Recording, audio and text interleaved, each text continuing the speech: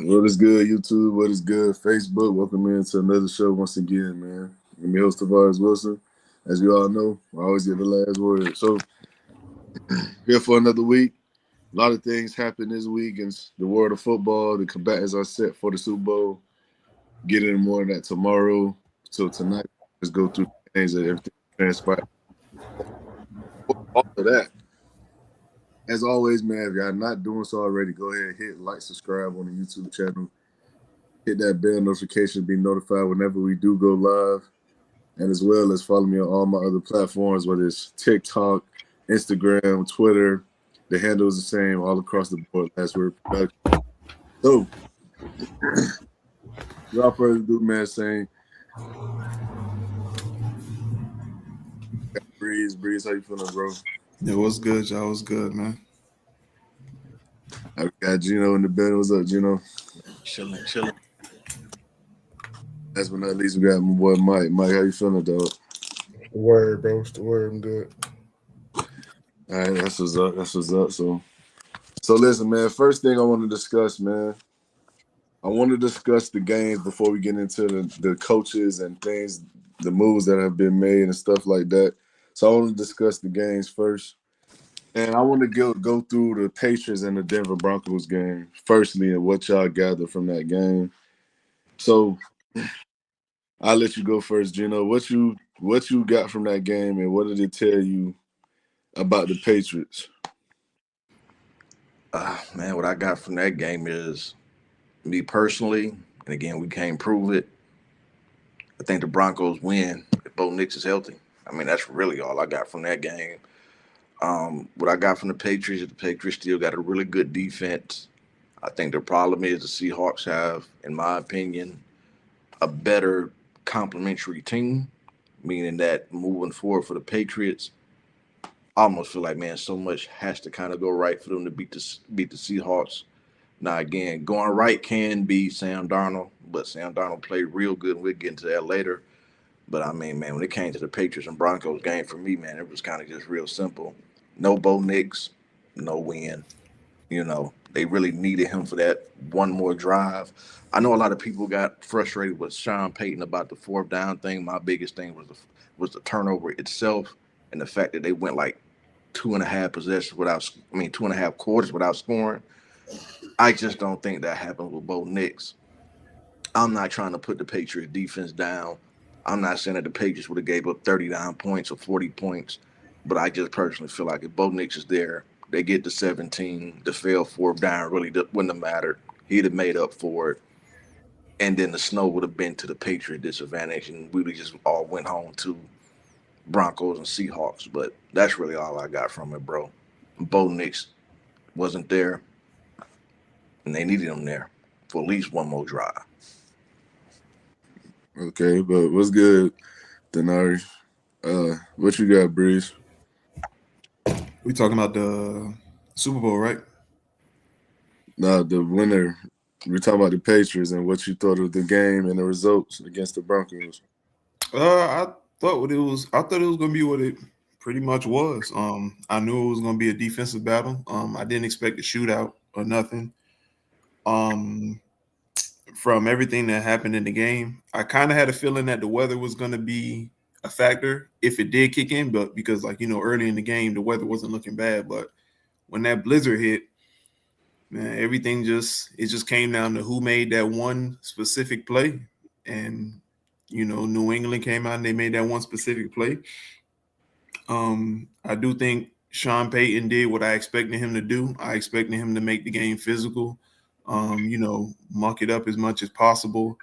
I didn't expect him to put Jarrett Stidham in situations where you would naturally have Bo Nix in as your starting quarterback. I like the play calling that he had for him. But in the end, like I said, New England just made that one play to decide the game. It was a really very strong competitive game on the defensive end, and the better team moved on. So, like I said, I didn't expect nothing crazy. I just knew that the Broncos weren't just going to roll over and give up a million points because Bo Nix wasn't there. So, shout out to the Patriots, man. But it was what I thought it was going to be. Okay. What you got, Mike? I think it started off well. Honestly, even without Bo Nix being there, I think had the blizzard not started, I think the Broncos still could have held on to win that game. The Patriots didn't do anything even before it was really storming offensively. They didn't really do much. So I don't think that would have made. I think that's what made the biggest difference. Anything. I think Jarek Stidham had been empowered by his teammates and coaches, and he felt comfortable. You could tell they weren't necessarily handicapping him per se, but at the end of the day, he showed why he's the backup and not the starter, right? And so I think that kind of will bleed into the Super Bowl. Like the Patriots have played. I know everybody talked about like their regular season schedule and they didn't play nobody, blah blah blah. But they've played 3 really good defenses in the playoffs, like 3 of the best defenses in the league in this playoff run, and they've just been able to fortunately make one more play or make the play that kind of either bails them out or saves them from the other team kind of walking them down, if that makes sense. And so I think, honestly, like Gino said, if Bo Nix is healthy, they win that game for sure. I think that go. I think anybody watching that game can honestly make that assessment just based off what we saw and the lack of production from the quarterback spot. That's really ultimately what doing for real, the decision making and the play. So, Damn, I thought Jarrett Stidham managed the game well. That's what I was told. What? Oh, he did enough for them to win.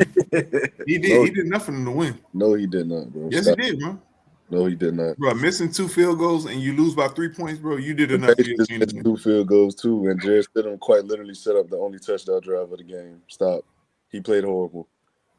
He played horrible for a backup, bro. You are like I said, he went out there and played like an all-pro. He did what he was supposed to do. He managed the game. He did. He didn't do nothing. He didn't do nothing crazy. He didn't go out there and go insane.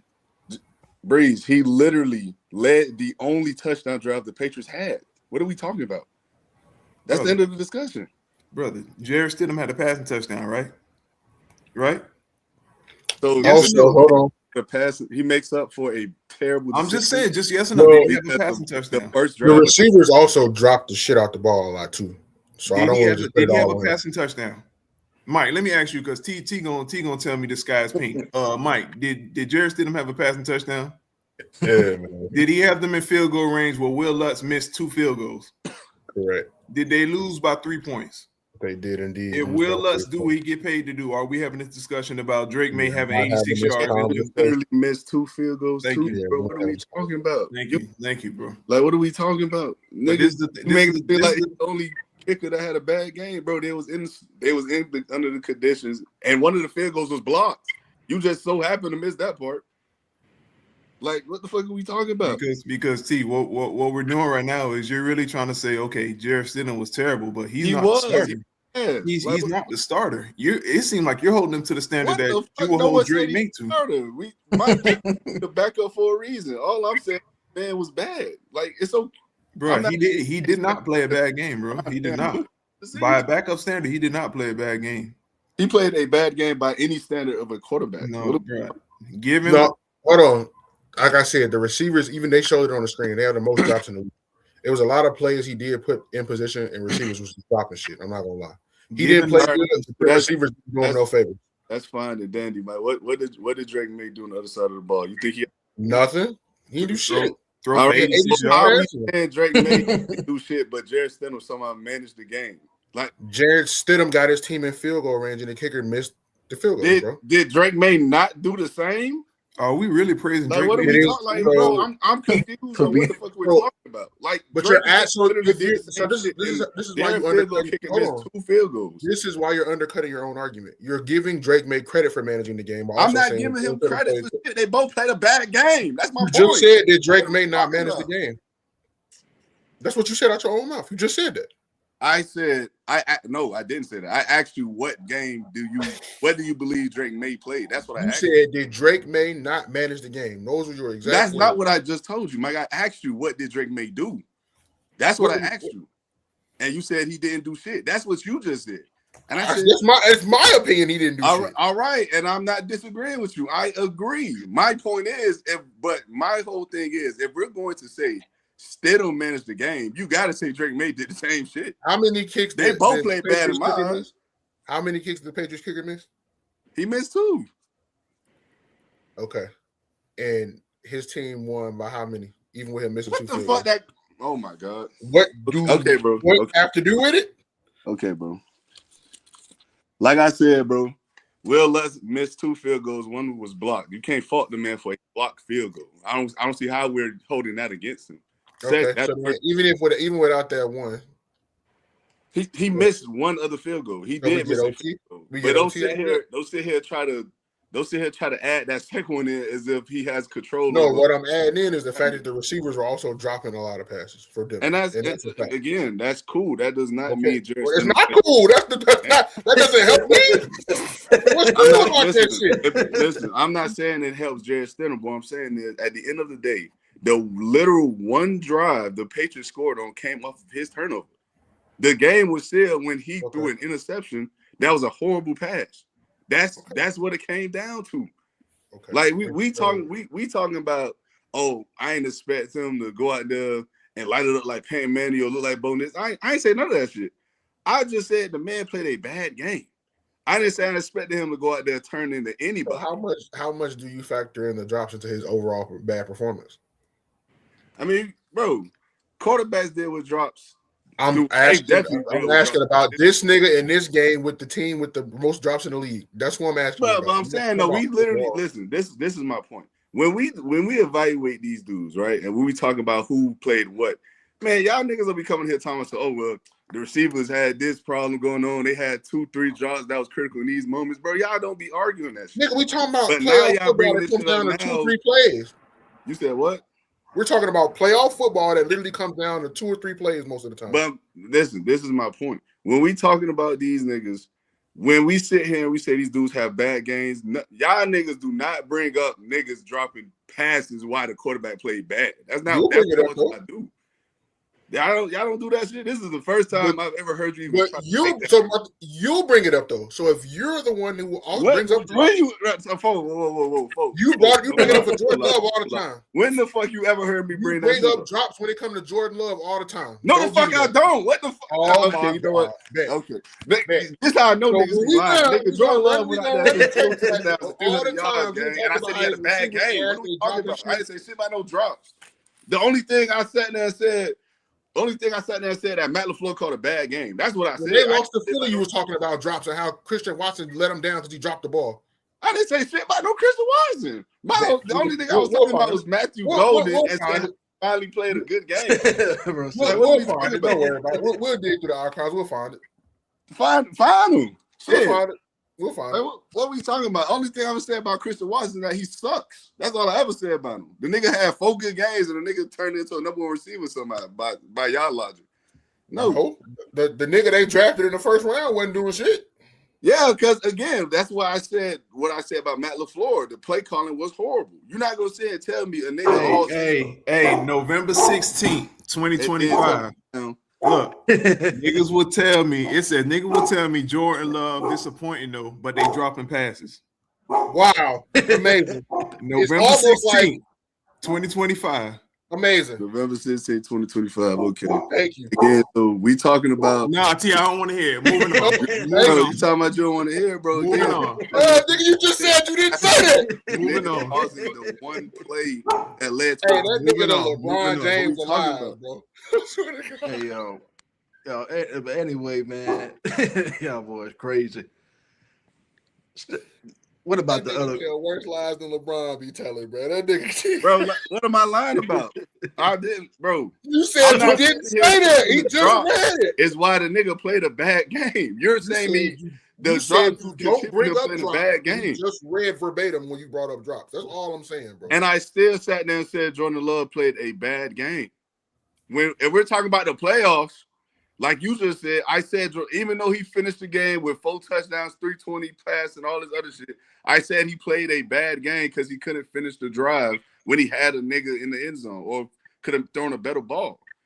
If you want to talk about some shit that I said whenever Breezer said that, I mean, hey, by all means. But I'm talking about these games that we just sat here and literally separated from regular season and playoffs. That's what we was just talking about. But you said when we evaluate these guys, we don't bring up drops. That's what you said. So then I said really you know. I never heard you make that. You said argument. I ain't never heard y'all bring up. I don't make that. Then I said if a nigga played a bad game. Okay. If a nigga played a bad game, he played a bad game. You said I never hear y'all bring up drops. I said, but you do. You said no, I don't. I don't bring up drops. And then not when it comes to these games. The nigga drops is drops. Who the fuck? If you've been dropping shit all year long, and then we get to the playoffs and you keep dropping shit, is that not a problem? Bro, again, you talking about a nigga that Jared Stidham that has not played in what 2 years almost? Where he played, so they were leading the league with drops, even with a better quarterback. We're not talking about a nigga who has put on the film or put on the field where he shows that he's throwing these consistently good to great passes. Oh wow! Now we're talking about we pulling that card. And this one game in particular. Now we pulling that card. I'm talking about this nigga and what he did this past Sunday. Hey Mike, the team is religiously dropping passes, but we're gonna blame it on the quarterback because I never seen him religiously dropping passes, bro. Well, remember earlier in the year he was talking about how Bo Nix suck and all this other shit. It was 15 quarterbacks better than Bo Nix. When they beat the Gino, you see how it is, bro. You see how it is. But now it's the niggas dropping passes. It's crazy. What I'm saying is earlier in the season you was talking about how it's 15 niggas better than Bo Nix ass. It you is never 15 niggas better than Bo Nix.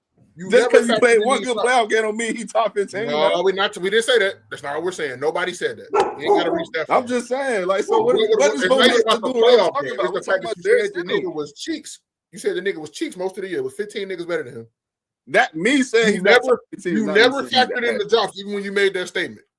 Me saying he's not top 15 is not me saying he's ass. I just believe Bo Nix is ass. I can name 15 niggas better than him. Those were your words. I said he's not good. I think he's decent. I ain't said the man was ass. I got the clip. I can pull the clip up. I literally clipped this shit. I don't know about you. He's not. I said he's not that good. I think he's decent, but he's not that good. So wait, before we move on, who were the 15 you had better than him? I had a video on TikTok. You go look at it. Because it's some niggas on that list that should not have been on that list. I'll just leave it like that. Who, bro? You got who? It was some niggas on that list that should not have been on that list. Bro, nigga, bro. Okay. Hey. Go ahead. My fault. Okay. I just wanted to know if we were factoring that in. I agree he didn't play good, but I'm just saying dropping the shit. I'm already a backup, nigga. You dropping passes is not helping me. Hey, listen. I agree with you. The drop passes don't help, but I'm sorry, bro. When you literally lead the one touchdown drive for the team that won the game because they got more points on the board than you, I'm sorry. No, that's not a good game. I mean, It's not even the fact that it's not a good game. You didn't manage the game because you quite literally made the difference in the game for the other team. That's my opinion. But November 14th, 2025, you said Bo Nix might not even be top 20. Hey, and I stood on that shit. You shouldn't have. That's the problem. It's 32 on a bad take. Don't mean you should double down on a bad take. I can admit when I'm wrong, gang. I'm not you, Breeze. I can admit when I'm wrong. Wait, bro. I was always admit when I'm wrong. Not you, nigga. Admit when he's wrong, except for tonight. Now, I'm admitting I'm wrong. I just admit I'm wrong about Bo Nix not being top 20. But I literally said on video that he's not top 15. That's what I said. Tell me when I didn't admit I was wrong. Nigga, all the fucking time. You literally did this shit with Colts and Anthony Richardson. You sat here and you made it seem like for months that this nigga just was meant to fail. Like the Colts set up for failure. You did that shit, not me. So wait, when it come to me telling the truth, you talking that's about not Anthony the truth. Richardson? That's not, bro. No, that's not the truth. No. I mean, everybody and their auntie, Gino, great auntie knew that nigga should not have played the first game of the season. Or even that first game, and niggas still put that nigga on the field. You could do way better than that. You could do way better than that. Please, you right now you acting like Anthony Richardson was drafted to the Jets. I'm acting like Anthony Richardson was drafted to a disadvantaged situation. That's what he was drafted to. Hey, Mike. He got an O-line. He got receivers. He got a running back. None of that means he was ready to play week one. Please tell me what more. None of that means he was ready to play week one. What more did he need? And then Jonathan Taylor was hurt when he first got. What more did he need? He needed time to develop. The what nigga more only did he played 12 games in college. What are we talking about? What more did he need? How do you develop? I must be speaking fucking Swahili because I swear to God I just said the answer. Tell me how do you develop playing football? You get in the film room, you learn coverages, you break time down. out. How do you develop playing football? All that sound good. You do that every day. Bro, 70% of the game is mental processing. What are we talking about? Especially at the quarterback position. If the nigga don't know the defensive coverages, how the fuck do you expect him to know where the ball should go? So I can lead a horse to water, but I can't make it drink. I could teach Anthony Richardson for 48 hours straight. Fancy ass. I can go over, bro.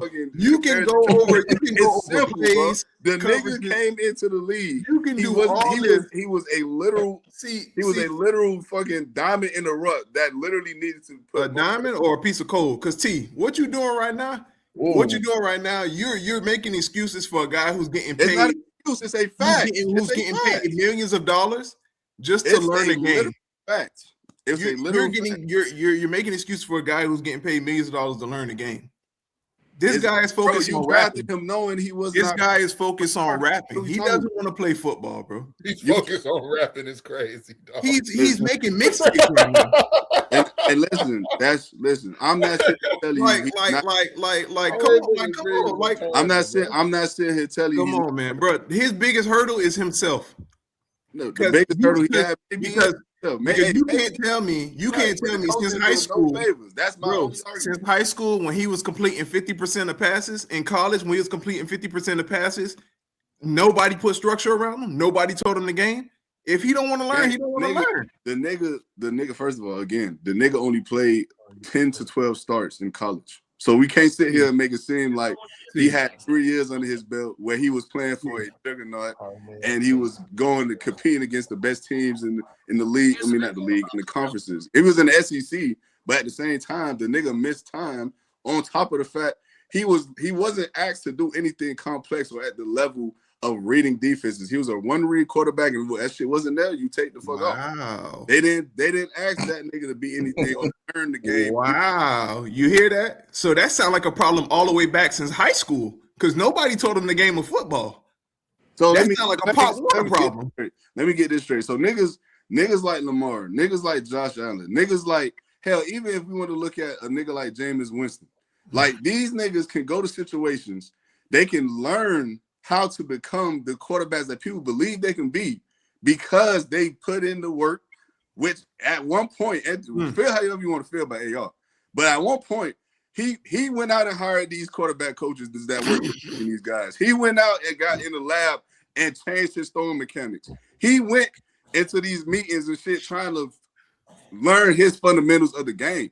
You can feel however you want to feel about him. That's cool. I'm not saying the nigga good, but I'm saying that don't tell me when you got all-time great quarterbacks like Rodgers and Mahomes sitting behind niggas for a whole year, that the coach did not do a nigga a disservice when he clearly was not ready to take the field. You can feel however you want to feel about that, but that's the fucking truth. That's the truth. Hey, Mike, Gino, before Daniel Jones came to Indianapolis, what was he considered? I mean, bust, average. Please tell me how this man came in 7 weeks looked like an MVP in the same exact system. Please tell me. You comparing the nigga who's been in the league 6 years. No, we comparing the nigga who looked like a bust. Who was throwing the nigga but Daniel Jones is the same nigga that won a playoff game. Bust or not, he went to the playoffs and won a playoff game. We can sit here and talk about Daniel Jones being ass, and I agree he had some bad times in New York, but it's fucking New York. How many quarterbacks have had success in New York? Outside of Eli Manning, what are we talking about? And that nigga wasn't that damn good. So again, we're gonna sit here and make these statements. We gotta be factual about this shit, bro. We gotta be factual. The man don't want to play football. Little too much, T. Like Daniel Jones just wasn't good. Bro, you can win a playoff. Time out. Wait. No, I'm not sitting here telling you Daniel Jones is good. That's not my point. My point is your situation, and we are literally seeing this play out in live time with Sam Darnold right now. Your situation as a young quarterback will dictate and control what you are more so than your self-will. You can agree and disagree with that. Hold on. Sam Darnold is really the exception because there's exceptions. Because Geno Smith did the same shit with the Jets. We seen the same shit happen with Baker Mayfield. Hold on, Josh. What happened with Josh Rosen? Hold on. What happened with Josh Rosen? Josh Rosen was ass, like some niggas ass. It's not that these niggas are all going to figure it out other places. But when niggas are talented, the talent will work out as long as they have a situation that actually helps their development. And most of those dudes are in the minority. Like most of the dudes, most of these dudes are literally in the minority. For every one quarterback that works out, most of them not. And that's not a shot at Daniel Jones. Most dudes would not going to work out. Listen, Gino. I'm gonna say this last point. We're gonna move on because we got off topic. I'm not disagreeing. I agree with you that is the quote unquote minority. My point is, it's not impossible. My point is, you can't sit here and tell me a nigga who we all knew, regardless of how you feel about AR, we all knew he was not ready to take that first snap of the season. Everyone knew that, except for the coaches themselves, the team that evaluated him and drafted him. That is a bad organizational move. And I don't give a fuck what we talking about. If you want to say he's not good, cool. But don't tell me they did what they could for him when they literally did the exact opposite. So again, if y'all want to feel that way, cool. That's on y'all. I just don't agree with that. Hold on, one last thing, Tina. We can move on. All I'm saying is that decision from the Colts is from that decision of chasing that anomaly, because it wasn't just the coach. Like, again, before he got drafted, I said he should not be a first-round pick because it's going to be this situation here where a team feel like they need to play him. The belief that he was the anomaly is why he dealt with kind of the situation he dealt with. Because unless you go to the Packers, you're not sitting for 3 to 4 years. If you're a first-round pick. So a lot of that SEC hype, ESPN hype, Florida hype, that's what bit him more than anything. Because if Indiana didn't do it, somebody else was going to do it, believing that they were getting Josh Allen. And Josh Allen, Lamar, like those are anomalies of anomalies, bro. But we can move on off that one. I'm just saying, with that line, that running back, that receiver core, you get that tight end, bro, you set up to go do great thing. And I ain't even saying he had to go out there and be an all-pro, but the nigga has regressed every single year. He is literally getting statistically worse every single year. The man got benched for Joe Flacco. The man lost his job to Daniel Jones. The man is injury prone. The man is fighting his own battles. Not only does he not care, he's not healthy. He can't stay healthy. But moving on, go ahead. Moving on, man. All right. Well, next game we're going to speak on, man. We're going to speak on the Seahawks and the Rams game that was just all the fireworks that we expected from this game and this rivalry. So, Mike, I want to start with you, man, since these are divisional rivals. What you thought of the game and what you got from it, from the Seahawks? First and foremost, fuck them both. That's just off it, of course, in true fashion. But honestly, I hate the Rams a little bit more than I hate the Seahawks. So I definitely didn't want them whole ass niggas to win the game. It's because they fans is obnoxious as fuck and they talk the most. So I wasn't mad that the Seahawks won, but it did look like the same thing. The problems that the Rams were having all year with special teams was one of their biggest issues in their secondary. They addressed neither of those issues by the trade deadline. You fired a special teams coach, and then your special teams bit you in the ass down the stretch of the season without him being there. So it wasn't just the coach. It's the people that you got in position as far as the players go. You get a muff punt, but at the same time, they got that back because you got Tariq Woolen, dumbass, getting the timing call, and they scoring the next play. So they got the penalty back. He dropped a pick the play before that and then gave up that bomb to Puka the next play after the time. So it's like they got that back. Even with them getting finessed on that, they got it right back. I think that they need to – the Seahawks pretty much have the most complete team between the two teams that's left, between them and the Patriots, obviously. They have better offensive weapons across the board total. And then the quarterback play, I mean, honestly speaking, Drake May has not played well in the playoffs at all. So you can't even say that he's better than Sam Darnold. That it's a wash. Sam has actually played pretty well. So you have to give it to Sam. The edge there, the running backs, I mean, you got a better 1-2 punch with New England because Charbonnet, his name is hurt. We're doing that tomorrow. Huh? We're not comparing the two teams right now. We're doing that tomorrow. That's fair. But with all of that being said, I think that it was a good game, man. It just came down to mistakes. Like we said, make that one play. So, like, even though they went back and forth, they put the Rams in position to where they bled the clock. Like that 4-minute drive at the end of the game, you know that their secondary is not getting a stop, which made Sean McVay have to do things like go for it on the fourth down Whereas maybe if you was getting stops on defense, you could have kicked that field goal, been down 31-30. And then even if they do score, you still down 8, you need a touchdown, but at least you give yourself a chance to get a stop and have to win the game with a field goal versus a touchdown. So it just, all of their games were good. Even the first one, the Seahawks lost. I felt like they blew that game versus the Rams winning it. Then obviously the crazy stuff happened in the second game on Thursday Night Football with the backwards pass that ended up actually being a touchdown and all of that. That was crazy. So this was supposed to kind of be the game that decided who the better team really was, as far as no fluky shit happening, no wild shit. Who's the better team? Pen to paper, belt ass, and Seahawks handled their business. So I got to give them credit. All right, what you got, Gino? The word for me is going to be execution. I kind of disagree, Mike, about the if I heard you wrong, my bad, about the fourth down decision. I'm 100% with the fourth down decision, and I understand why Sean McVay did it, because in 2023 against us, he trusted that his team with 8 minutes left was going to get that 1 point, and they failed to do it. Last week against Chicago, the reason they only got to overtime is because they converted a fourth down. Now, it doesn't mean you're going to get a fourth down every time. Mm-hmm. I'm just saying in that situation where I don't know if I'm going to get the ball back, I don't really feel like I've been stopping these guys. I just don't know. So I'm not going to knock them too. And even in a situation where they get the 3, to be honest, if I'm Seattle, I get up by 1 point, I'm not going for a touchdown. I'm getting 2 first down. This game is over. Because I don't need a touchdown. I would be foolish to get a touchdown and give Stafford another chance to walk it down. And that brings me back to the points where I feel like at the end of the day, Seattle executed. I feel like at the end of the day, when LA was kind of off and LA was kind of pulling themselves back into the game or getting on top of the game. You talked about this kind of throughout the year, Mike. There were just some times where LA was real bad at executing. And they would be real bad at executing things like they were elite at. Like they would get in the red zone sometimes, can't execute.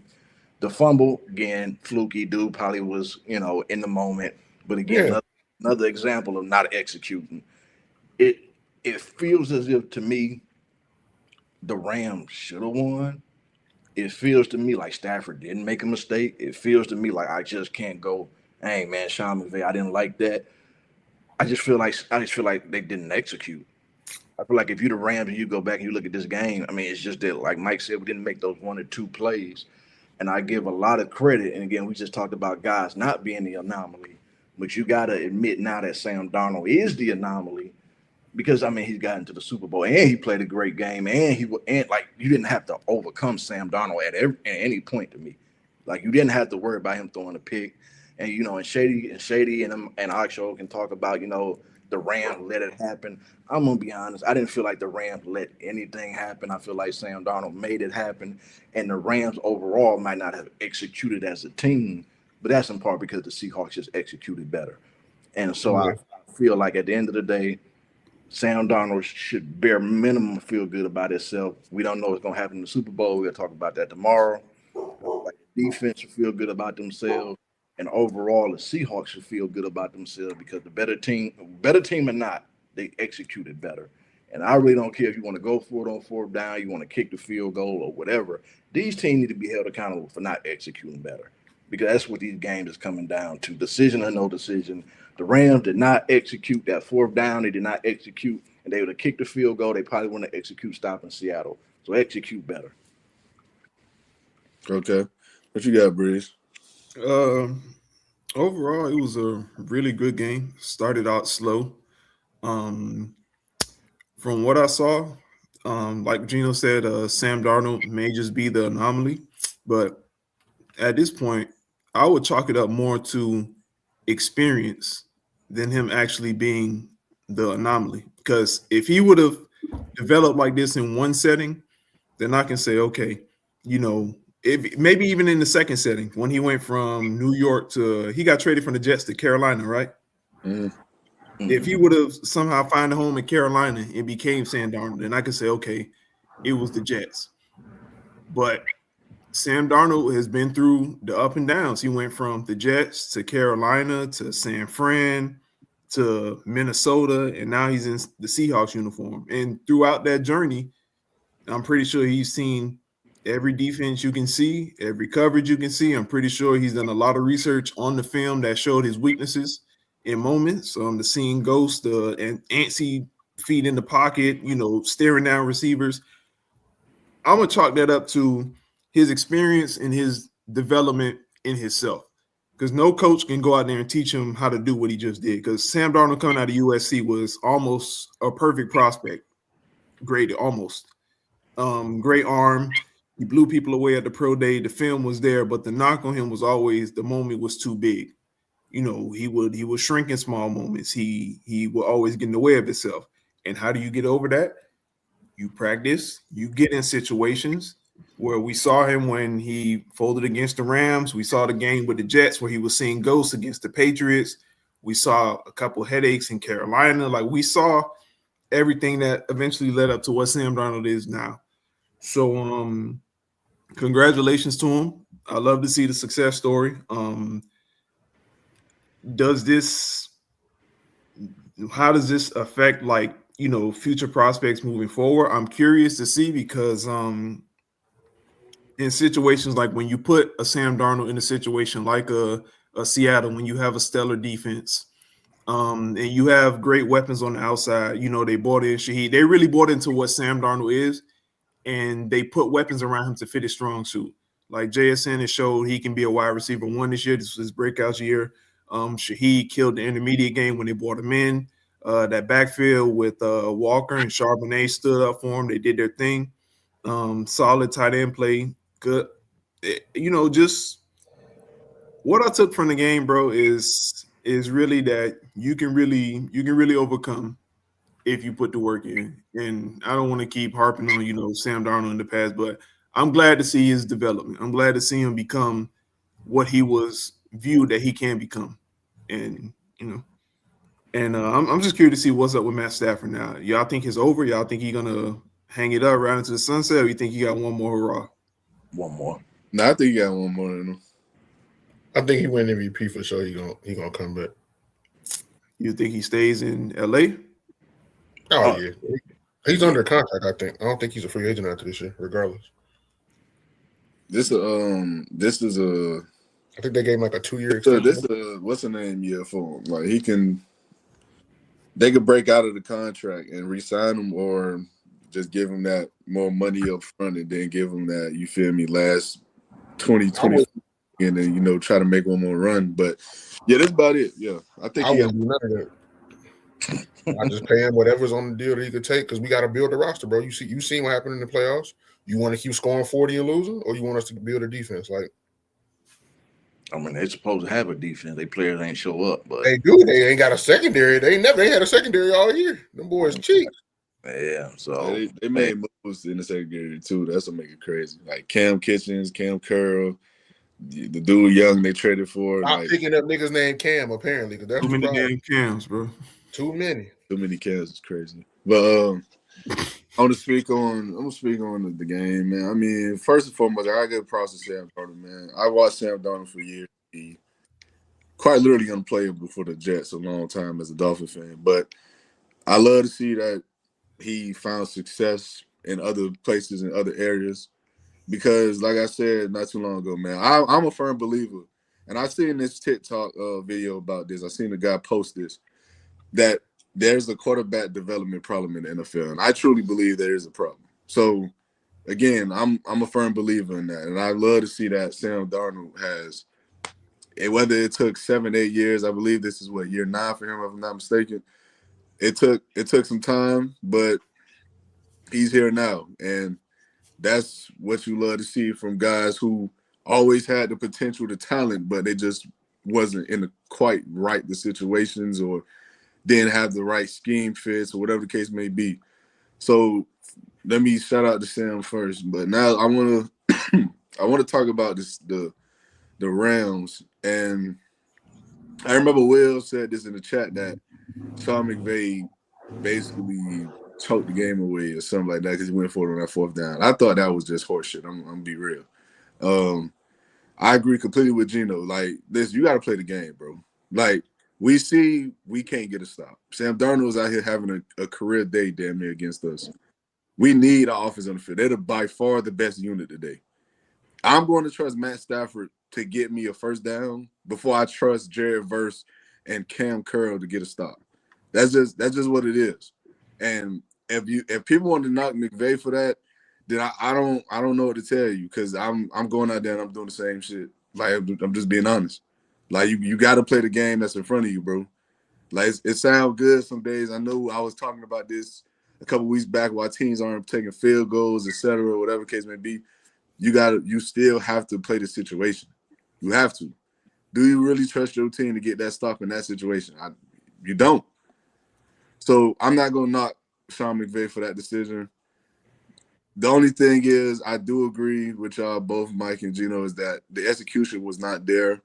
Special teams has once again reared the ugly heads around the corner for this team yet again. I thought the muff fumble was the difference in the game. I mean, I don't see how it isn't. But at the end of the day, two great teams when I done had a great game. I can't be mad at any of it. I can't be mad at the results. I don't have no dog in this fight. So, you know, Puka, when I did play great, won me some money. So shout out to him. So that's about it, man. That's all I got. I want to say one quick thing, Mike, Tavares, to the what you said, Breeze, about the quarterback and Sam Darnold. Like, if you are, in my opinion, going to take a chance on a project quarterback, they gotta go through Kyle, KOC, or McVay. Like, if you're gonna take a chance on a project quarterback, even as much as I don't like Anthony Richardson, the prospect quarterback, if I'm Anthony Richardson, I get out of Indiana, I get to San Francisco and I learn what I need to learn. Or I get to Minnesota. Not a guarantee, because obviously we see JJ McCarthy. But if you want to try a reclamation project, those are three teams I go to. And I think Sam Darnold kind of also proved that. Like, if you want to find that anti-broken quarterback development, one of those guys. I think that's what you brought up, Trey Lance. I think low-key that's kind of what doing with him too. Like, same thing. Yeah, 1 year starting, but then you go to a team that's Super Bowl ready. We just happen to have a shit ton of injuries. Ended up with a top 12 pick, traded up to 3. So it's like we didn't have the patience with him that we needed to develop him. We didn't have time for that shit. It was, can you go now or not? He got hurt, broke the ankle right after Jimmy broke his. Then Purdy just showed up and played. So it was like, all right, well, we got it. You good. We ain't got time to go back to you and see if you better. Like, it was over with. And this is my thing. Before we move on, you said this is year 9 for Sam Darnold, right? 8 or 9. 8. They got drafted in 2018. Yeah, so let's just say, for example, he started peaking in year 7, right? Mm-hmm. Who the fuck got 7 years to wait for that? I'm not saying you need to wait for it. I'm just saying, like, please, because that contract, you gotta pick up that 5th year option, extension talks. Bro, Sam Darnold, he went from team to team, but I don't think him sitting in one specific setting and waiting for him to become Sam Darnold that we see now, I don't think that would have happened, bro. I think him hitting rock bottom really sped up the process for him. And if Anthony Richardson is going to have a redemption story, I think him hitting rock bottom was going to help. Because if you look at it, bro, he's been pampered and he's been catered to his whole football life. Because you can't tell me that coming from high school, completing 50% of passes, going to college, completing 50% of passes, nobody sat you down and said, look, son, we got to work on this. They were just fascinated with him running 4.4 and him being 250 and running niggas over. That's it. Yeah, and don't get me wrong, Bruce. I'm not saying that an organization has to wait 7 years. I'm just saying, like, if you want to get that return on investment and you don't want to draft a quarterback and you want to do what Tavares is saying, I'm going through somebody that touched one of those 3 trees. That's what I'm saying. Like, I'm getting a quarterback. If I'm not drafting a quarterback and I want to do a reclamation project of a quarterback, you had to have gone through McVay, KOC, or Shanahan. Those are the kind of like the 3 trees. Maybe I don't like the Packers, so obviously I'm gonna say fucking Matt LaFleur. But those are the 3 trees that I would trust to grab my Sam Darnold from. I'm not grabbing Sam Darnold from whatever the Cowboys got going on with Joe Milton. I'm not grabbing anything over there. Like, even with Detroit, after we seen how Hendon Hooker went, like I'm not grabbing a quarterback from anywhere other than those trees because I think Sam Darnold and even Daniel Jones spent the year last year with KOC. Like those trees are kind of demonstrating that there's something that they can teach these players to kind of get over themselves and get over the hump. That's really all. You don't have to wait 7 years on the quarterback you draft, but if you're trying to get a quarterback you didn't draft them, I would go with one of those trees who have given that experience and time. That's all I'm saying. Hey, no, like one thing, All even though they was ass, they could throw darts. Anthony Richardson can't. But moving on. Go ahead, bro. Moving on. Man, right, we'll talk about Bill. fucking screen. Talk about Bill Belichick getting snubbed from the first ballot Hall of Fame. So before I let y'all go, I'm just gonna say this, man. Bill Belichick is quite literally the greatest coach this game has ever seen and this game has ever had. We're talking about a second all-time wins, 12 Super Bowl appearances, eight wins, most all-time. And we're talking about a guy who, in his decade, he had a decade stretch, I believe, where the Patriots had a top 10 scoring defense. And it was, most of those years, they was a top 5 unit. So we're talking about one of the greatest minds this game has ever seen. So, and I get it, the whole cheating scandal situations, the Deflategate, Spygate, whatever people want to talk about. I understand it completely. But to me, this just showcased that the voters just don't need to be voters, bro. Like, it's some people that don't need the job. And in my personal opinion, I don't care what the reason it was. If you want to sit here and say it's the cheating scandals, then hey, by all means, bro. The man won 3 championships after that.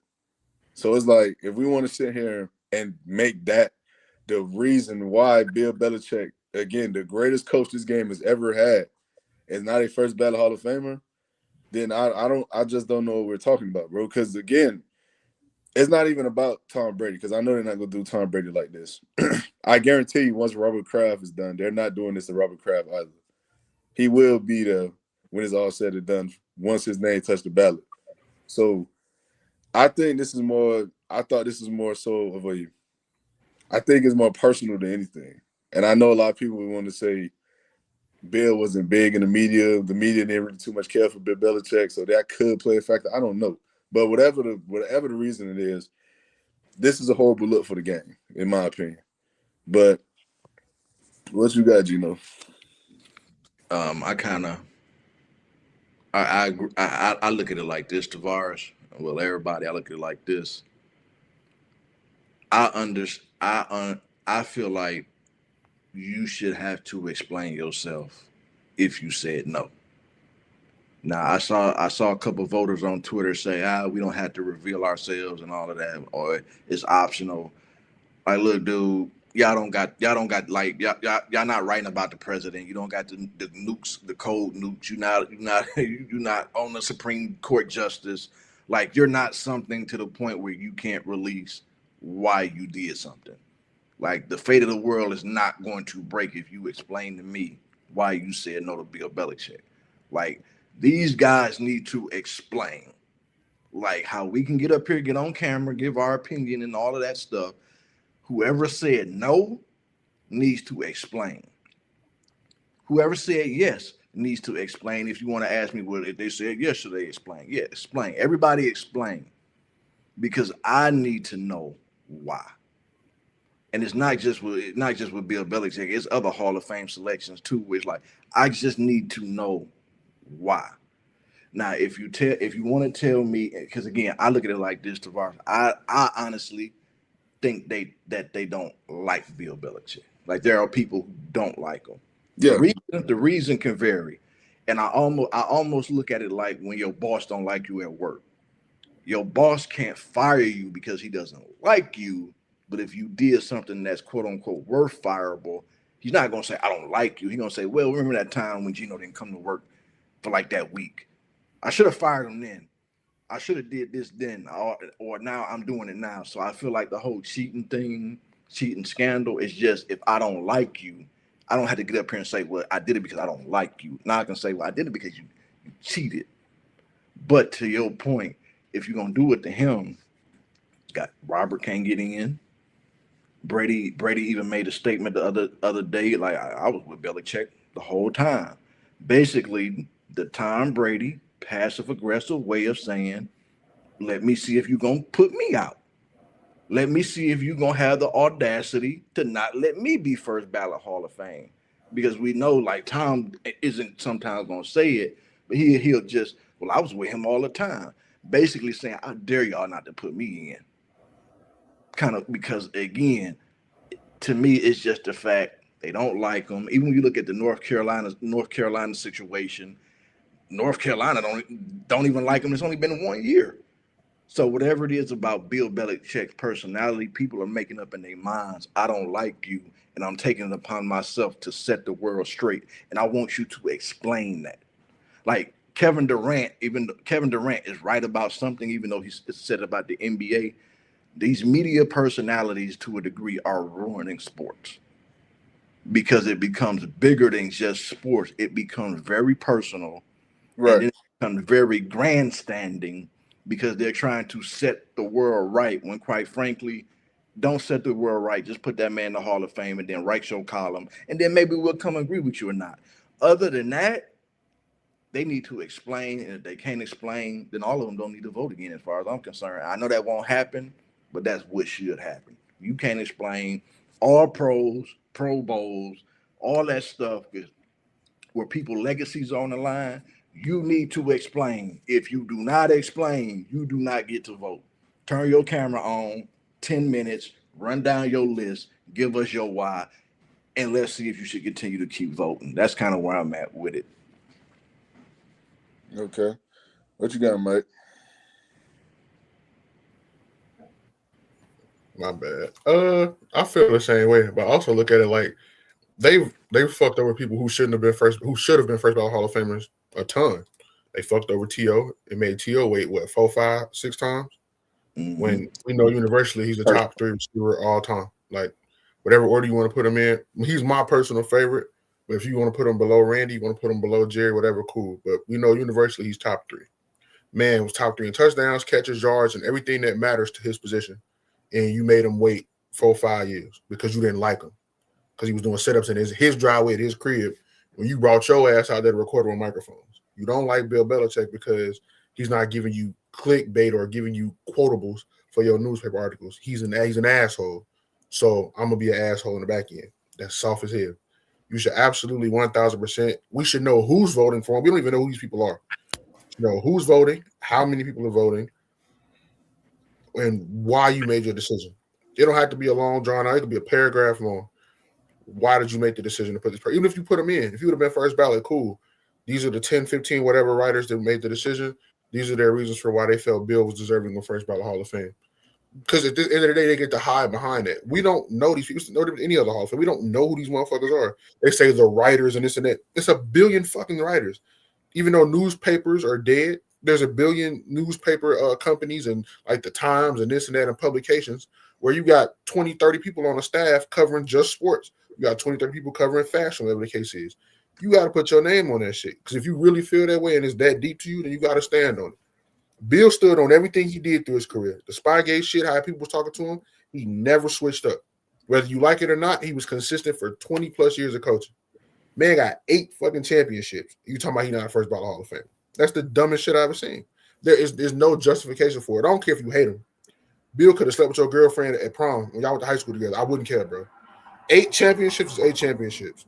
Point blank, period. And he did it more 7 with the Patriots. The one is the DC with what the Giants, I think it was.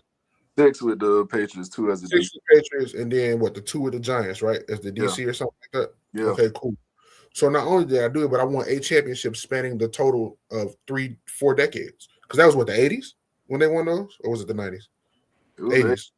It was 80s. So 80s, 90s I didn't win, 2000s I won, 2010s I won. So spanning 4 decades, I have 8 total championships, and I'm not a first ballot Hall of Famer. Stop playing. So you better do it to Tom. And like Gino said, Tom basically daring niggas. I wish you would. Not first ballot Hall of Fame. Me, I dare you. He daring, Tom don't care. Tom gonna be ignorant. He gonna get Tom don't give a fuck no way. So he daring them. So let's see what they do when it's Tom turn. If you do it to Tom, I ain't got no complaints. It's fair.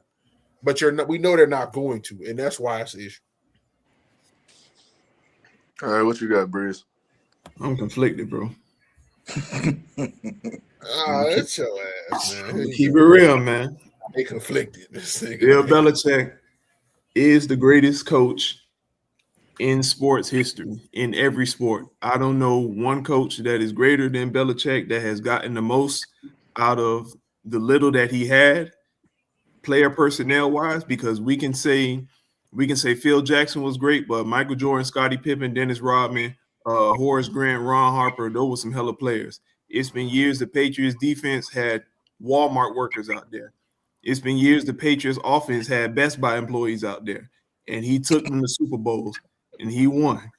Bill Belichick deserves his respect, and he shouldn't be slighted at all. Now, on the other hand, Deflategate happened against my team. It was in the AFC Championship. They deflated them damn balls, and they was practicing with them deflated balls throughout the whole week. Mm-hmm. My dog Andrew Luck had one chance to make his Hall of Fame stamp, and he got his ass whooped that game because he did not know how to throw deflated balls. He did not know how to throw deflated balls. Now, it hurt me personally because the way Andrew Luck's career turned out, had he won that Super Bowl, we possibly could have lost to the Legion of Boom. But me being a diehard, I'm going to say we would have took that. But if you're going to – I kind of understand why they did it, because we can say the same thing about what's the baseball player? They're like they're trying to slander him for steroids. Bond, I mean, a lot of them. Bonds, Clemens. Yeah, Barry Bonds. Pick a name. Clemens, like, there's a lot of people that get flack because of unethical things that they do in the span of sports. Now, I agree with them on holding people accountable in that regard, but if you do it to Bill, you got to do it to every single person. You got to go do it to Michael Jordan, because Michael Jordan was taking steroids at one point.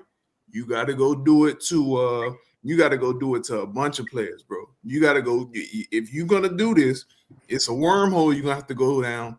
That's not gonna be pleasant to fans and all that stuff of sports, because a lot of players was taking PEDs, a lot of players was rigging games, a lot of officials was doing shit this way. So you got to go and you got to take this farther than it need to be taken.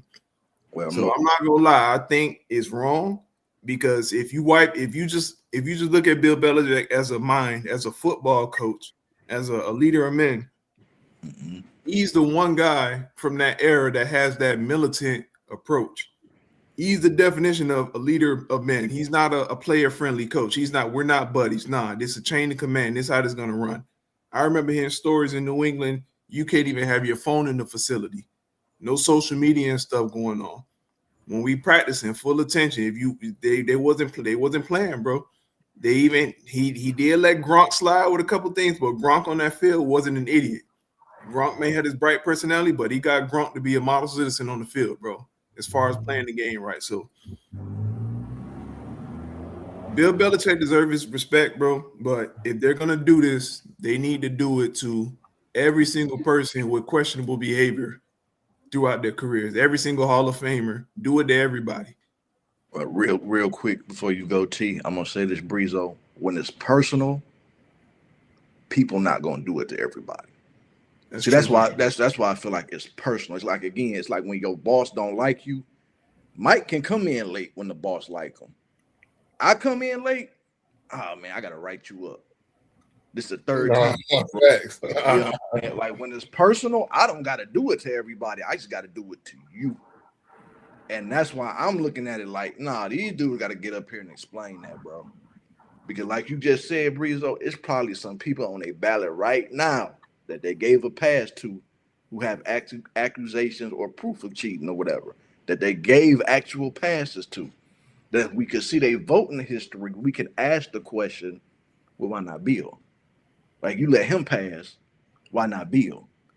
And even when we talk about baseball and Barry Bonds, like right now, one of the biggest criticism of Baseball Hall of Fame is, well, y'all let them in.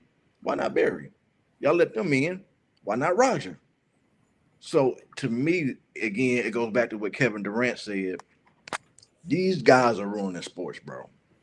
Like they personal feelings, needing the approval point, needing to be the biggest star in sports or being a shadow figure in sports to dap each other up and say we kept this dude out. Like it's to me, it's just personal. Like if you are like what Mike said with Terrell Owens, if you top three at your position, you in the Hall of Fame. Like that's it for me. First Like ballot. if I say great, like even if you say Andy Reid is better than Bill Belichick, you top three coach all time, you in the Hall of Fame. So I know for these dudes, it's personal. That's all it is, bro. It is personal. And when it's personal, I don't have to do it to everybody else. I just got to do it to you. For Hey, sure. let me ask y'all real quick. Is LT was first ballot? I don't know. One? I could check. Lawrence Taylor. I could check it right now. Hold on. I'm pretty sure, but No, yeah, check was- that. I'm almost 100% sure on that. Yeah, he first ballot, 99. The thing, see, here's the thing, Ain't and nobody cheating So, over that nigga. this is what I'm gonna say about it. And I'm gonna move on. uh, I get the sentiments, and I get the if you're gonna walk this path, it's gonna be an ugly road to travel because there's a lot of names, a lot of people who are adored by the public and the media that people aren't going to want to put in that bad light per se. But I agree with Gino 1,000%, and I said this when I had first went. To me, this seemed more personal than anything, because it's like you cannot justify not putting in the greatest coach of all time on the first ballot. You can't. The only justification you can make is that, yeah, I just don't care for him. Like that's it.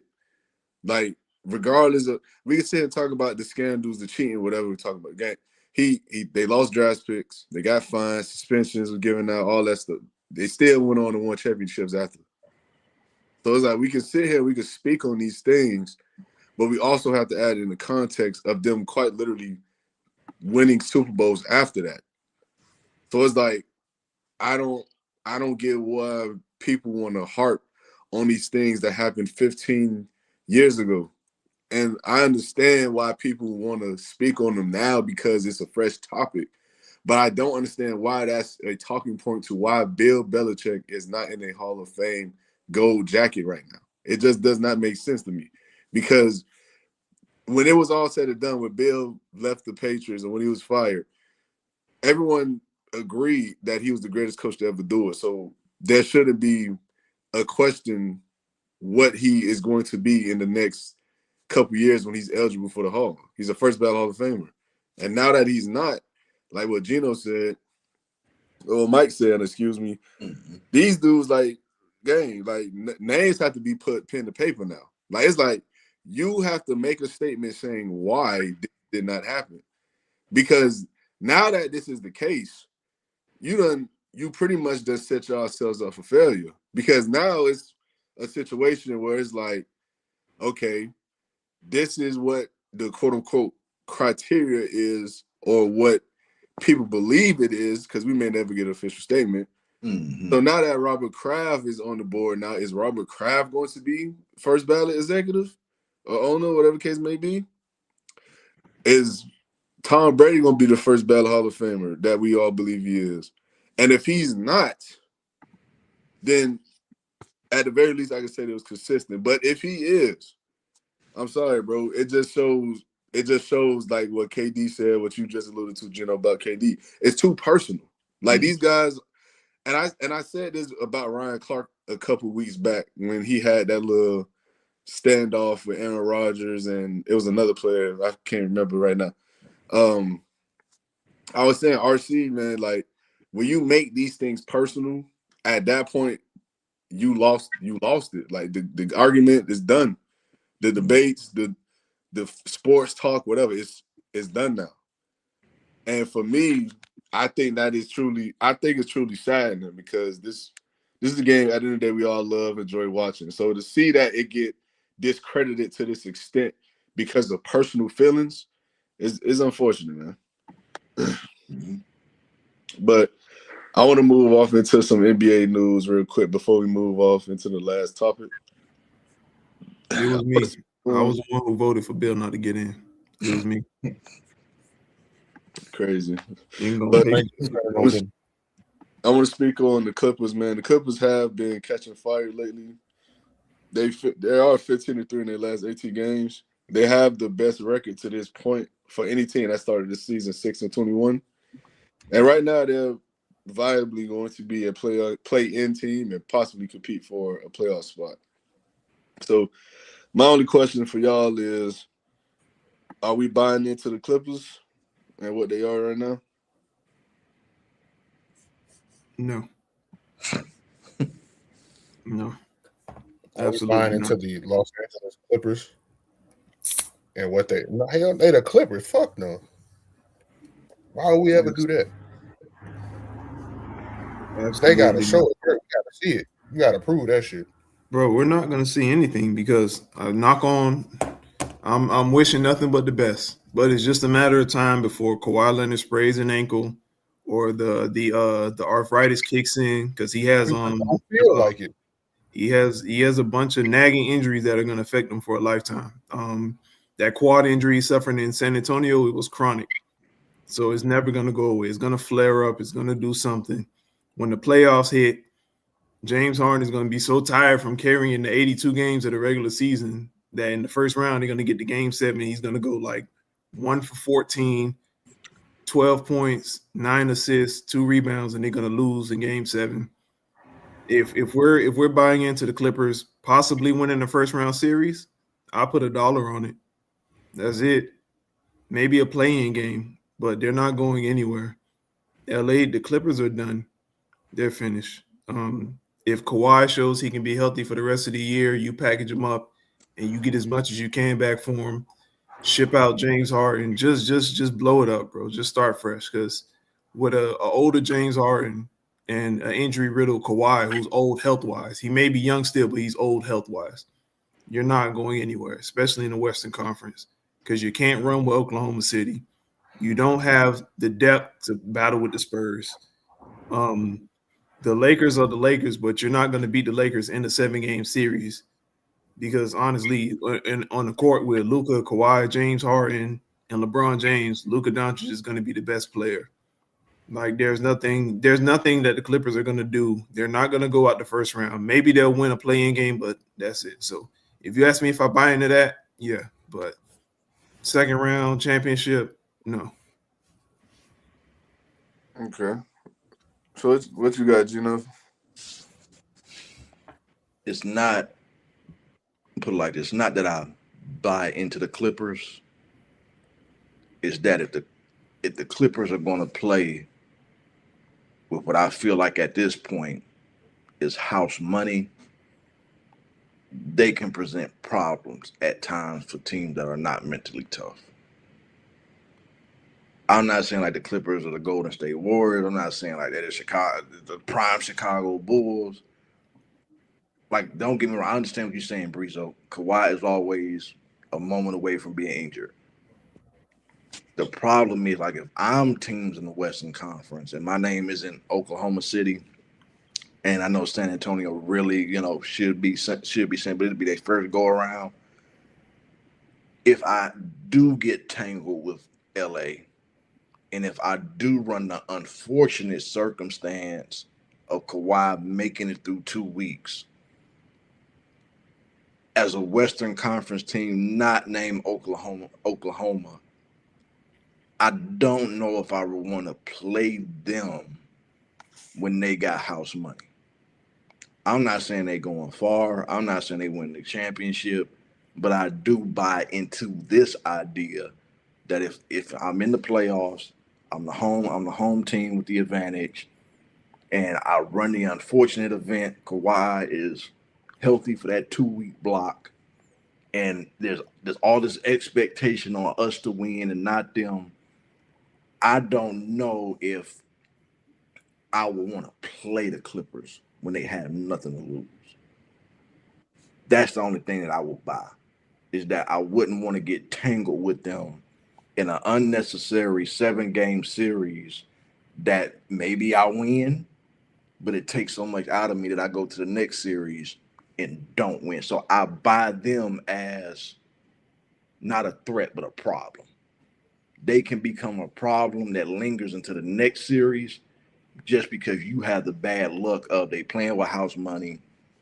They know they're not going to win a championship. They don't feel any anxiety to take these shots, anything like that. Steve Ballmer, no, he ain't. He's just gonna be a madman cheering just because the lights is on damn near. So I don't buy them winning a championship. I like what you said with the Lakers. I don't trust the Lakers mentally to be in a situation where, even though Luka is the best player on the court, if there starts to become a pressure point for him to get it done, and the Clippers can push that pressure point, and the Lakers don't respond to that pressure point like they did with Ant last year, that can become a problem. San Antonio kind of being inexperienced, that could potentially be a problem. If I'm OKC, really not a problem. Houston could potentially be a problem. So again, not picking them to win a championship, but if they was in the Eastern Conference, I wouldn't want the Pistons to tangle with them. Gino, them niggas suck, man. I Them wouldn't niggas suck, man. I wouldn't want the Pistons to have a 7 game series with them. I wouldn't want the off chance that I get 2 weeks of healthy Kawhi. You know, like that's the only thing I'm buying with the Clippers. They can be a problem as to where they would take so much out of the Pistons, then we would lose to the Knicks, trying to chase James and trying to chase Kawhi. That's all I'm buying with the Clippers is they can present a problem, and if they don't eliminate you, they can take so much from you if they not hurt that they damn near eliminate you the next round. No lie, you got a better chance of them being hurt than losing to them. But go ahead, Mike. I mean, Mike pretty much won. Nah, so like at the end of the day, brother, we're talking about the Los Angeles Clippers, bro. Like they the Clippers, bro. Like they always gonna clip. They gonna fuck up. They gonna fall off. They did the same shit last year. Went on a nice little run. Got in the playoffs. Even had us believing that they could potentially win their first round series against Denver, which they should have won. To be honest, they blew that series. It's gonna happen. Kawhi is gonna, wake up and realize he don't like basketball again, or whatever the fuck be going through his mind sometimes. Because it ain't always health. You can literally tell sometimes with dude, like you can see it in his face, bro. It ain't always health related, bro. Just don't be really giving a fuck sometimes. God, it is what the fuck it is. And he been holding their ass hostage for the last 6 seasons Since 2019. since 2019. Like, and granted, Paul George didn't have the best injury track record either, but you had no problem giving 20-game Kawhi 150 million guaranteed.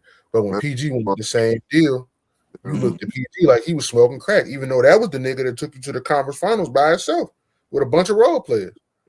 So it's just like, nah, man, I hate to see it for him. It's just bad, bro. And like Breeze was saying, like James Harden gonna be tired. They gonna get all worn out, bro. They're older team. They got older players. The veterans they have, they win games because they have veterans with common sense who play sound basketball. But at the end of the day, and that may come in handy in the playoffs, but you got to get into the playoffs. And I just don't trust them sustaining this past the All-Star break to even get in without being a play-in team. So, I just want to say this in regards to the Clippers.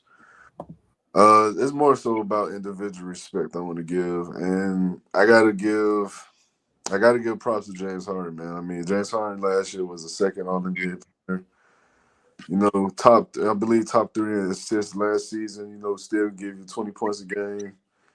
He's a guy who I thought was done. I thought he was sent to the Clippers for, honestly, to just go there to pretty much end his career off in the bright city of LA. But he's really out there competing, man. I got to give him credit. And, for what it's worth, he's been their best player the last 2 years, if we're being completely honest. So I got to give James Harden credit for that. But as far as buying into the Clippers, I mean, I think the game of basketball is based on matchups. I don't like their chances against a lot of teams, but you never know, bro. And I'm not going to say I'm picking them to beat anybody because I'm really not. But It's certain teams that they can have success against that I think if it goes left at the beginning of the series, I think it could be a long series. But overall, I'm not sitting here betting or believing that the Clippers are gonna go on some kind of magical fairy tale run to get to the conference finals and nothing like that. I don't think it's happening. At the end of the day, though, this is a team that's surprising the world right now because a lot of people just thought at this point of the season they would have been trading off players for whatever they could get. A lot of people thought Ty Lue probably would have been fired by this point. So this is a situation where they are playing with house money, like Gino alluded to. And it's also a situation where they have, I mean, when you have no expectations, you ain't got nothing to lose. So they're going to go out there and play freelance basketball, and whether it works or not, the result going to remain the same, at least we think it is. So they ain't no skin off their back. But the sad part is, it is expectation though. It is because remember, bro, they moved into that new arena. The owner dropped a bag on that new arena. Now, if you want to talk about the finances, then yeah, because it goes deeper than just the arena. It's about this whole situation, the scandal with Kawhi, and them pretty much laundering money and other businesses to give him money under the table. You want to talk about the commercials, billboards that they've ran these last couple years, saying LA's theirs now for the taking, and them speaking in regards to taking over the city or whatever. Like, I get it. If you want to say that, then yes, 1,000%. But I don't think anyone outside of that organization and the fan base bought into that at any point. I just don't believe that. Oh no, it was real, bro. It was real. It was real, bro.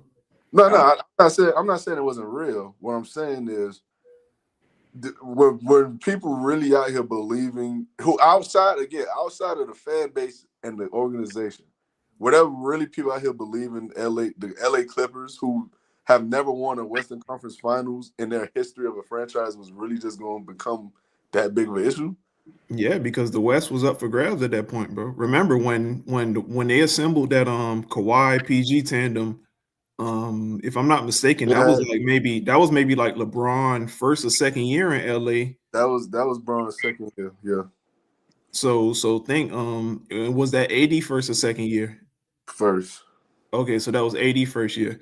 They didn't know how it was going to work, and then remember, PG was just coming off a season when he was third in MVP voting, and Kawhi is Kawhi. He just took the Raptors to the finals, and they had Pat Beverly. They thought this team was similar to the Bulls with Jordan, Scottie, and Ron Harper defensively. That's what they were saying. Yeah. But so bro, it was there. They believed it. It was there. No, I if we're going back in the time machine and talk about 7 years ago, yeah, I agree with that. But I'm speaking on what the team is today. And I don't think them expectations are the same as what they was 7 years ago. And they can't be. Because at this point, we all know what Kawhi Leonard is. Kawhi Leonard is a great player when he's on the court. The problem is you probably have him only 30, 35 games a season in terms of him at like his pinnacle, where he's his healthiest. And then you have to tie into the fact that you don't have the depth you once had. There is no Lou Will coming off the bench. There is no Montrezl Harrell. There isn't a Patrick Beverly, a defensive stopper at the guard position for you who can take on the best perimeter matchup on any given night. You have a team that is built up now. Chris Dunn, John Collins. I mean, old man Brook Lopez at this point. So it's like you don't. I mean, Zubac has played well as well. So I got shout out to him. He got a lot better from what I remember him being in the Lakers jersey. But they didn't give him a chance. Yeah, that's true. You're right about that. But the thing is, bro, they just don't have the same talent, and they've been scratching and clawing to get names in the building just to sell tickets at this point. Because the reason you go out to get Bradley Beal is to sell tickets. You're not gonna tell me you're trying to compete with a guy that literally got traded to the Suns to compete, and they did the quite literal opposite. So I'm not believing in the Clippers expecting championships at this point. I think they're just trying to sell tickets. Yeah, and that's be wrong. Yeah, and that's why I say, like, at least in the first round, if you really not focus that first round, that can potentially be That can potentially be a problem if your name is not Oklahoma City. If you are not focused that first round, just the first round, second round, third round, all that not happening. But that first round, you not focused, and you get 2 weeks or a week or enough to cause a problem.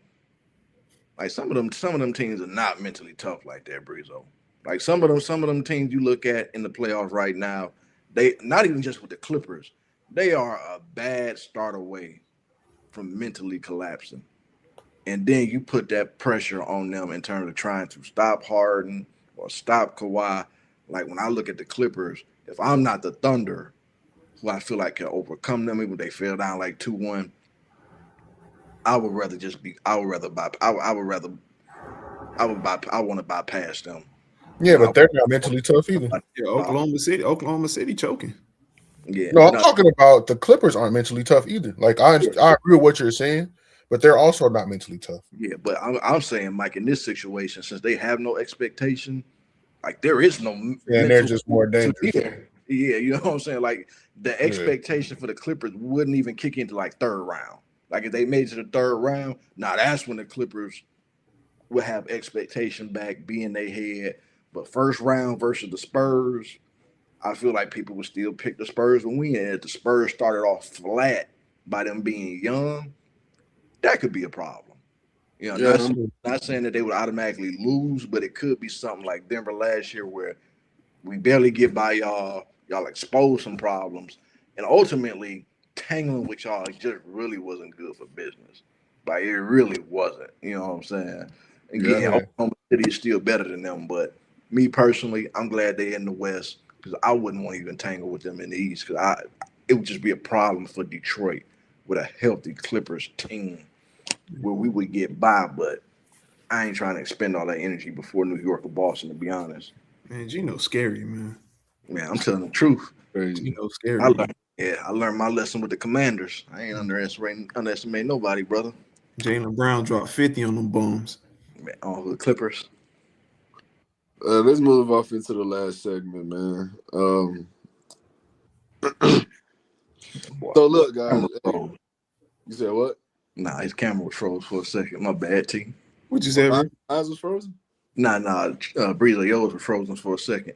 Nah, I'm back. What you said? No, I was about to say we're gonna get into the last topic on the night, man. Hey, listen, we gotta keep 3, cut 5, first overall picks, NBA edition, man. We ain't doing NBA in a while, so let's go ahead and see where y'all minds at with this, man. So, hey, first name up, guy, legend to the game, game changer. I got Allen Iverson to answer himself. Cut. Who? Let me draw the boat. I'm telling you. No. Last time you said let me draw the boat, you crashed. Let me draw. I didn't hear the name. Just say the name. AI. Oh yeah, we can cut AI next. Nigga did all that just to agree with me. Oh, nigga, because your driving skills be shaking. You be driving. I got my CDLs. Watch this. That's the problem. You on a boat. You talking about a CDL? Nigga, that's a truck. All right, so y'all cutting AI, man. All right, so next name I got David Robinson. The Admiral? The Admiral himself, yes, sir. He can go. Bruh. Nigga, think about the number one pick. We talking about Shaq, Bron. Nigga, I keep going. Shaq, Bron, Tim Duncan, maybe. We only keeping 3, nigga. He's not better than Tim. He's not better than Tim. And that was nigga on his team. But you think T gonna really load up the roster like that, bro? We got 6 names left? Is keep 3, cut 5. He put all right, so I'm gonna agree with you. You think David Robinson is a top 3 number 1 overall pick? I'm gonna agree with you, bro. The man did drop. He is one of the only players to drop a quadruple double, but good for him. Go ahead, T. Man, said good for him. Go ahead, T. Hey man, it's crazy. Hey, next name up, man. We got the young phenom, man. We got Victor Wembanyama. Nah, nigga, you driving. I'm saying, nigga, you see what I'm saying? Nah, you cut my brake line, so go ahead, you drive. Nah, cut the brake line. This nigga, I ain't the only one to vote though. Y'all can outvote me. I'm gonna say keep, bro. Say it again, Gino. We gonna keep. I'm keeping. Yeah, me too, nigga. It's an alien. At this point, we cutting. Nah, Shouldn't have cut We Robinson. alien, bro. We cutting the alien, bro. Hey, thanks, Thanks. I appreciate you. What Go you say, ahead. We gonna keep. Man, shouldn't have cut Robinson, but that's Okay, another well, debate. let's see who left. Yeah, let's see who left. All right, okay. Keeping Wimby. Yeah, And y'all keep cutting everybody. I want an apology from you, nigga. all right, y'all keeping Victor Wembanyama. Okay. Next name up. Hey, one of the greatest defensive players this game has ever seen. I got Dwight Howard. Cut. I agree. We cutting that guy. We Like cut. him. All right. Hey, respect to Dwight being on this list, brother. So, no respect. Cut. You tripping. See what I'm saying? That's why I'm driving. No respect. Cut. Next name I got, man. I got Tim Duncan. See? You wanted to keep David Robinson ass too, right? I wanted to cut Wemby. Fuck out of here, man. Wemby ain't even got chin hair yet. You talking about this nigga amazing. Talking about quadruple doubles and shit. We gonna keep Tim Duncan. Yeah. All right, so y'all keeping Tim. Okay. All right. We gonna keep, bro. Greatest power forward ever. If took you listen, top you two took over the driving. So if this nigga say Brian and Shaq in these last few names, I don't want his shit else. You are no longer allowed to drive. Good deal? All right, so hey, listen. Go ahead, man. Next name up, man. Hey, I guess that we got the Diesel himself. We got Shaq on the board. See, we gonna hold out for Brian. Don't How many listen. we got left? How many people we got left? Don't listen, boy. I Two told left. It's two left. left. I told niggas, bro. Now watch the last player be like Michael Olowokandi or something. It better be, nigga, because if it ain't, you're never driving ever again. Why? Look. T got some bullshit in it. What y'all doing, bro? What y'all doing, bro? So right now, who we got? Right now, who we got? Wemby, who was terrible. Wemby, Tim fucking Duncan, and you want to keep Shaq too? You wanted to keep Wemby. Nigga, I wanted to keep, I said Shaq and Bron. Speak English. I speak English, motherfucker. You wanted to keep David Robinson, nigga. That was before Wemby. Over Wemby, yeah. Then I also told you David Robinson wasn't even the best nigga on his team. Then he named Tim Duncan. So we kept the nigga for you. Bro, so now we're down to one person left. What you mean? Tim Duncan came when the average was like 50. Man, listen, who y'all, what y'all doing with Shaq? Y'all niggas cut Shaq. Go ahead and make that decision. What you want to do, man? Yeah, we in a bind now. Yeah, ain't got no choice. Go on, cut him. Oh yeah, ain't got no choice. Nah, I ain't gonna lie. I can't roll with that one, Mike. What you thinking, Mike? Fucking breeze, man. Nah, brother, you wanted to drive again. You did. Nah, look, nigga kicked me out the car. Now he want to try to drive me back. I say that shit like 2 days ago? He letting you, Nah, Mike, it's on you. It's on you. Niggas want to keep Tim Duncan when I said hold out for Shaq and Bron. So Mike, it's on you. It's on you. Me, nigga, you cooked us. Michael Wembanyama, it's on you. Nah, it's on you. Bro, who y'all got, bro? Who y'all got? Cut or keep? We ain't got no choice. I plead the nigga. fifth. Breeze said hold out for Brown, so we got to cut Shaq. Look, he said it. All right, you said it. He said it. All right, okay. Y'all cutting Shaq, man. So hey, I got all y'all cuts out the way. So listen, we got. Oh my bad, I'm tripping. I got one more name. So hey, this name gonna be whether y'all keep or cut the last one. So we got. Last name, we got Anthony Davis. Yeah, nigga, go ahead, Bree, speak up. Nah, nigga, you don't want to cut Shaq. Nah, nigga, you wanted to keep Tim Duncan. I told you, hold out for Shaq and Bron. Niggas didn't listen to me. You want to keep Tim. So now you can make the decision. You don't want to cut him. We cutting AD. Watch the last pick. Man, last one about bro. If we get Ralphus the same as AD, can't either one of them stay healthy. So what's the difference? Why you pick Wemby then? Why would you pick Tim Duncan when I said hold out for Shaq and Bron? Why would you? Who's better, Wemby or Tim? Who's better, Shaq and Bron or Tim, nigga? Bro, you really comparing Wemby? You want to keep David Robinson, my nigga. Bro. So David Robinson, like you said, we would have cut Wemby. You would have picked Tim, and then we would have still been stuck. So what's your point? What has Wemby done?